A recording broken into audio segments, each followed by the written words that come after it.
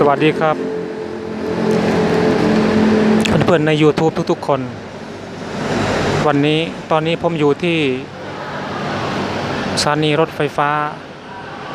การเคหะบางปูเดี๋ยววันนี้ผมจะพาไปนั่งรถไฟฟ้าฟรีซึ่งเขาเปิดให้นั่งระหว่าง4 เดือนเดี๋ยวพาไปดูบรรยากาศเป็นยังไงพาไปดู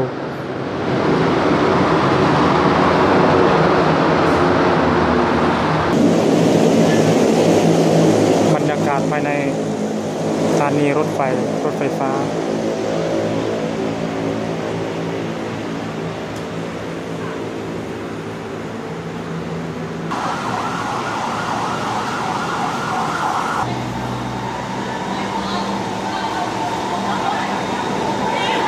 รถไฟฟ้ามาแล้ว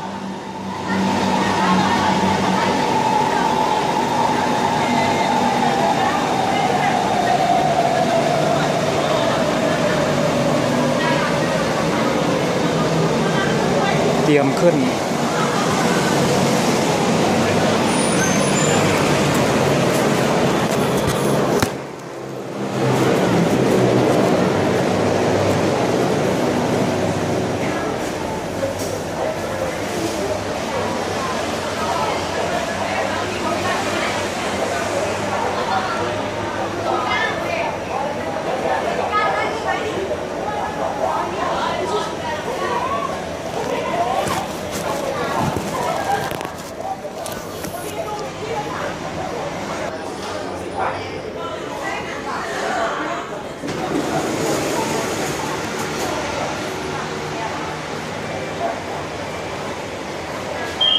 ทุกสถานีสายลวด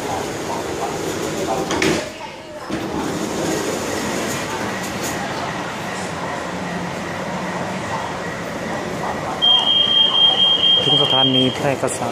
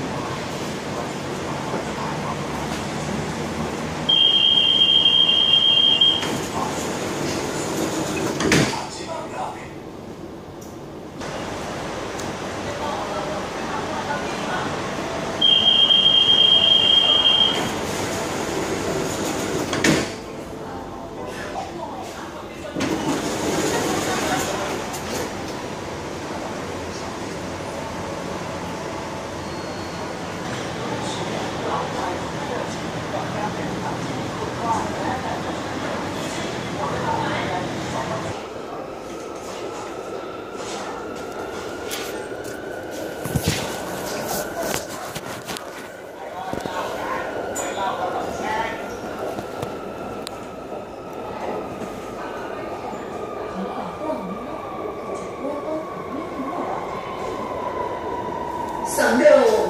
รถไฟฟ้าขบวนนี้ให้บริการถึงสถานีนี้เป็นสถานีสุดท้าย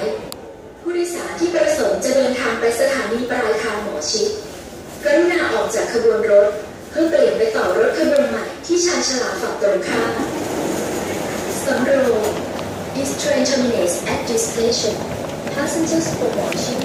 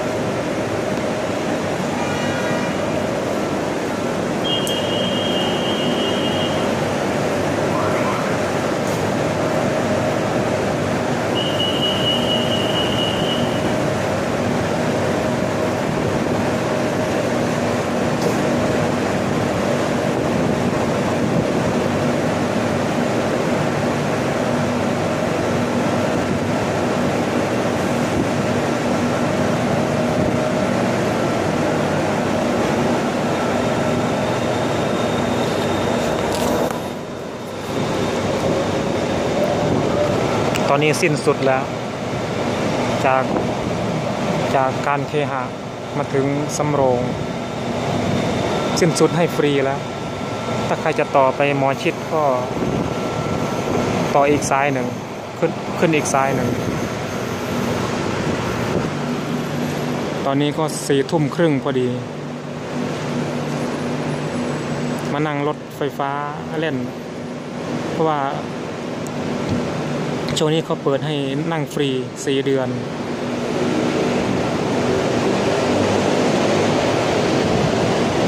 ก็เลยลองมานั่งเล่นซะหน่อยนั่งชมวิวเล่นซะหน่อย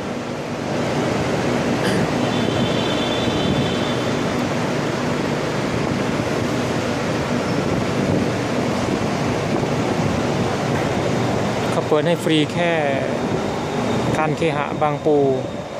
ถึงสำโรงเท่านั้น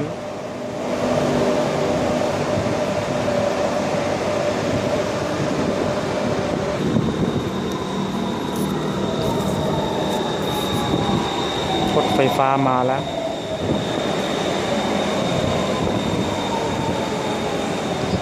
ตัวนี้ไปมอชิดตัวนี้ฝั่งนี้เสียเงินแต่ฝั่งนี้ฟรีสายสำโรง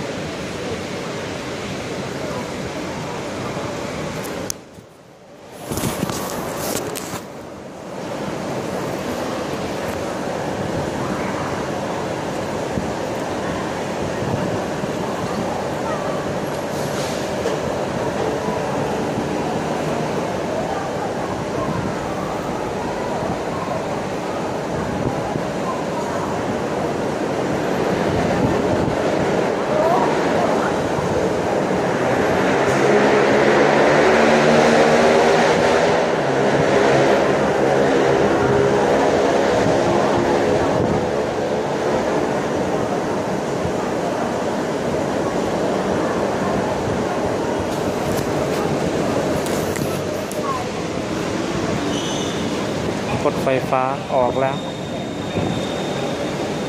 กำลังจะออกสายนี้ไปมอชิด